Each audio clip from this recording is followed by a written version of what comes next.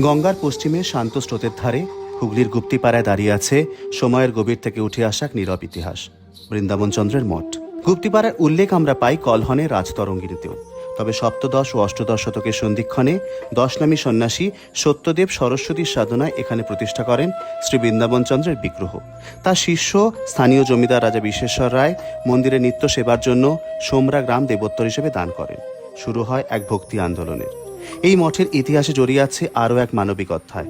বাংলার নবাব তখন আলীবর্দী খাঁ জানতে পারেন মন্দিরের কর বকেয়া, তাই জমির মালিক স্বয়ং বৃন্দাবনচন্দ্রের ডাক পড়ে।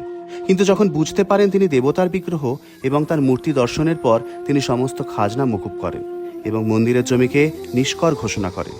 ইতিহাস আবারও এখানে দেখায় ধর্মের ঊর্ধ্বে মানবিকতা। একই প্রাঙ্গণে গড়ে ওঠা 4টি মন্দির, কৃষ্ণচন্দ্র, বৃন্দাবনচন্দ্র, মহাপ্রভু শ্রীচৈতন্য ও রামচন্দ্রের, বাংলার আটচালা, জোর বাংলা ও একরত্ন স্থাপত্যশৈলীর ধারাবাহিক বিবর্তনকে তুলে ধরেছে। সংযত টেরাকোটার অলঙ্করণ, বাঁকানো কার্নিশ এবং বৃন্দাবনচন্দ্র মন্দিরের বিরল ফ্রেস্কো আজও শতাব্দী পরে নীরবে ইতিহাসের কথা বলে চলেছে। এই তো আমাদের বাংলার ইতিহাস, গুপ্তিপাড়ার বৃন্দাবনচন্দ্র মন্দিরের ইতিহাস।